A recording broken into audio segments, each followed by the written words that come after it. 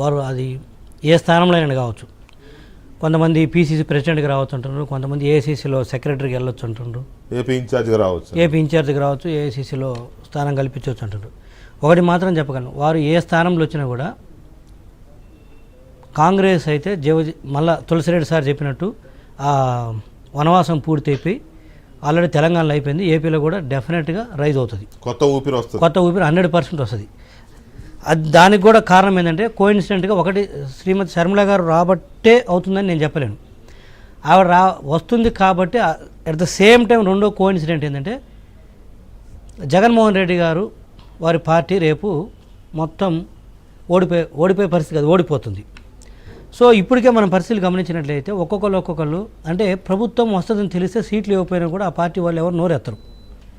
ఇప్పుడు సీట్లు ఇస్తామన్నా కూడా కొంతమంది ఇంకో చూపట్లేదు, సీట్లు ఇవ్వాలంటే బహిరంగంగా వచ్చి మాట్లాడుతుంటారు. ఇతను నమ్ముకొని మోసపోయాం. ఉదాహరణకు పార్థసారథి గారు అయితే మాట్లాడారు, జగన్మోహన్ రెడ్డి గారు నన్ను పట్టించుకోవట్లేదు, డొక్కా మాణిక్యవర ప్రసాద్ గారు కావచ్చు, లేకపోతే వంశీకృష్ణ గారు కావచ్చు, ఇట్లా చాలామంది ఓపెన్గా మాట్లాడుతున్నారు. ఏమాత్రం వాళ్ళకి 5-10% వైఎస్ఆర్సీ పార్టీ తిరిగి అధికారంలోకి వస్తున్న నమ్మకం ఉన్నా కూడా అలా మాట్లాడేవాళ్ళు కాదు. సో నేను ఏం చెప్పదలుచుకున్నంటే వైఎస్ఆర్సీ పార్టీ మళ్ళీ అధికారంలోకి రాలేదు కాబట్టి వాళ్ళందరికీ ఒక వే అవుట్ కావాలి. వాళ్ళలో కొంతమంది డెఫినెట్గా ఇప్పుడు మా పార్టీని అప్రోచ్ అవుతున్నారు, 20-30 మంది ఎమ్మెల్యేలు అయితే అప్రోచ్ అవుతున్నారు. కొంతమందిని మేము తీసుకోలేము, కొంతమంది వాళ్ళు రాలేరు, అలాంటి పరిస్థితులు ఉంటాయి. కొంతమంది తీసుకోగలము, కొంతమందిని మేము తీసుకోలేము, కొంతమంది మేము తీసుకుంటామన్నా కూడా వాళ్ళు రాలేని పరిస్థితి ఉంటుంది. ఎందుకంటే అటువంటి గ్యాప్స్ ఉన్నాయి. కొంతమంది బీజేపీ కూడా వెళ్ళొచ్చు, కమ్యూనిస్టులకు వెళ్ళకపోవచ్చు, కానీ బీజేపీ కూడా వెళ్ళడానికి అవకాశం ఉంది. ఎందుకంటే ఏపీలో ఏం లేకపోయినప్పటికీ కూడా జాతీయ స్థాయిలో అది పార్టీ ఉంది కాబట్టి.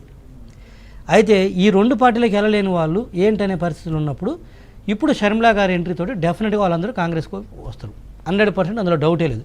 అందులో మొట్టమొదటిగా ఆల్రెడీ డిక్లేర్ చేసింది ఆళ్ళ రామకృష్ణారెడ్డి గారు. ఆళ్ళ రామకృష్ణారెడ్డి గారు సిట్టింగ్ ఎమ్మెల్యే ప్లస్ వారు కూడా సిట్టింగ్ ఎమ్మెల్యే అండ్ 2 సార్లు ఎమ్మెల్యే అయ్యారు, చిన్న స్థాయి వ్యక్తి కాదు. సో ఏ విధంగా చూసినా వారు కాంగ్రెస్లోకి వస్తున్నారంటే ఇక మిగతా వాళ్ళు ఏ స్థాయిలో రావడానికి అవకాశం ఉందో ఊహించుకోవచ్చు. ఇది ఒక అంశం. ఇంకొక అంశం వచ్చేసరికి మీరు ఏ విధంగా ప్రభావం ఉంటుంది అంటారు. 2024 ఎన్నికలు, 2029 ఎన్నికలు. 2024 ఎన్నికల్లో ఓట్లు చాలామంది కూడా బయట కూడా నడుస్తున్న చర్చ ఏంటంటే టీడీపీకి రావాల్సిన యాంటీ ఇన్కంబెన్సీ ఓటు ఏమైనా చీలుతుందా, శ్రీమతి షర్మిల గారు వస్తే వస్తుంది. 100% నేను చెప్పగలను, శ్రీమతి షర్మిల గారు కాంగ్రెస్లోకి రావడం కాంగ్రెస్ గెయిన్ అవుతుంది. కానీ రేపు 24 ఎన్నికల్లో వచ్చే ప్రభుత్వ వ్యతిరేక ఓటు టీడీపీ కూటమికి మాత్రం వస్తుంది తప్పితే కాంగ్రెస్ పార్టీకి వెళ్ళదు. రీజన్ ఏంటంటే ఒకటి తక్కువ పీరియడ్ అనే దానికంటే కూడా నేను తక్కువ పీరియడ్ కాబట్టి వెళ్ళదని నేను చెప్పదలుచుకోలేదు. ఏదో 3 నెలల్లోనే 1 వీక్లో మారిపోతుంది. అందుకే నేను చెప్పట్లేదు, దానికి నేను కన్ఫైన్ అవ్వట్లేదు. 3 నెలల్లో ఉంది కాబట్టి కాంగ్రెస్కి వెళ్ళదని నేను చెప్పదలుచుకోలేదు. ప్రజలందరూ ఆల్రెడీ డిసైడ్ అయినారు. ఎందుకంటే జగన్మోహన్ రెడ్డి గారిని ఎట్టి పరిస్థితుల్లో దించాలి అనేది డిసైడ్ అయినారు. అయితే కాంగ్రెస్ పార్టీకి ఓటింగ్ రాదా అంటే డెఫినెట్గా ఇందాక 3-4% కదా నేను చెప్తున్నాను. రేపు 24 ఎన్నికల్లోనే 7-8% దాటుతుంది కాంగ్రెస్. అయితే మరి యాంటీ ఇన్కంబెన్సీ ఓటు రాకుండా, ప్రభుత్వ వ్యతిరేక ఓటు రాకుండా 7-8% ఎట్లా వస్తుంది అనేది కూడా డౌట్ వస్తుంది. ప్రభుత్వ వ్యతిరేక ఓటు వేరు, ఒక పార్టీలకు ఉన్న ట్రెడిషనల్ ఓట్ బ్యాంక్ వేరు. మనం ఎంత దరిద్రంగా చేసినా కూడా మన కాకి పిల్ల కాకి ముద్దన్నట్టు ఏ పార్టీకి ఉండే ట్రెడిషనల్ ఓట్ బ్యాంక్ ఆ పార్టీకి ఉంటుంది. అయితే మన రాష్ట్రంలో కొన్ని తీసుకున్నట్లయితే ఒక 30% దాదాపు న్యూట్రల్ ఓట్ బ్యాంక్ ఉంది. ఈ న్యూట్రల్ ఓట్ బ్యాంక్ ఎలా మూవ్ అవుతుందన్న దాని మీద ఆధారపడి ఉంటుంది. ఇది ప్రభుత్వ వ్యతిరేక ఓటు.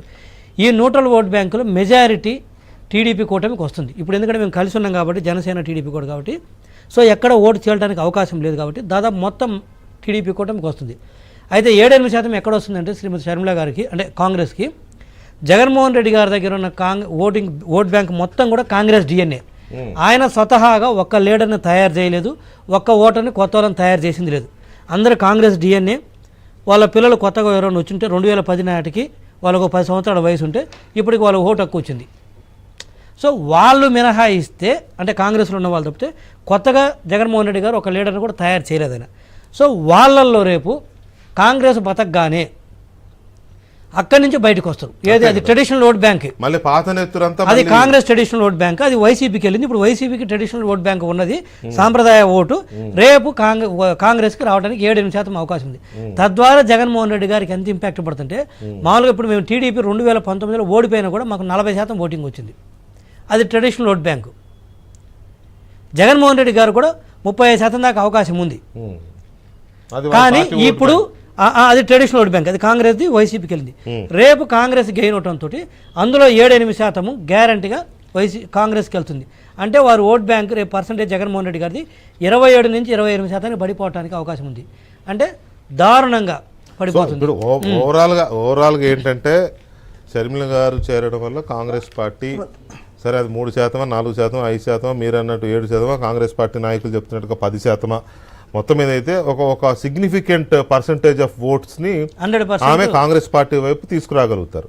ఆ తీసుకొచ్చే ఓటు బ్యాంక్ మీరు అనేది ఏంటి, టీడీపీకి వచ్చేది ఎక్కడ ఎట్టి పరిస్థితుల్లో పోదు, ఇంకా అదనంగా వైసీపీ నుంచే తెచ్చుకుంటారు అనేది దెర్ ఈజ్ ఎవ్రీ ఛాన్స్. ఎందుకనంటే తలకిందులుగా తపస్సు చేసిన క్రిస్టియన్ ఓటు బ్యాంకు మీ వైపు అయితే వచ్చే ఛాన్సెస్ చాలా తక్కువ. అసలు రాదని అనను కానీ చాలా తక్కువ.